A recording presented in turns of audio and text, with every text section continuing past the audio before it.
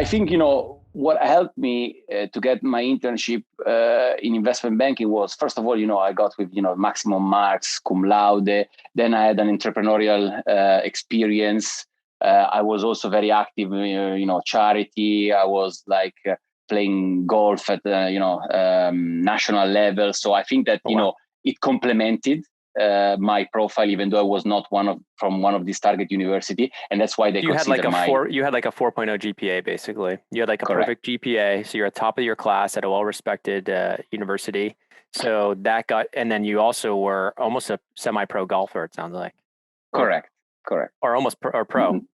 Not, I never got pro, but I Close. was almost. Yeah. Wow. Do you still play?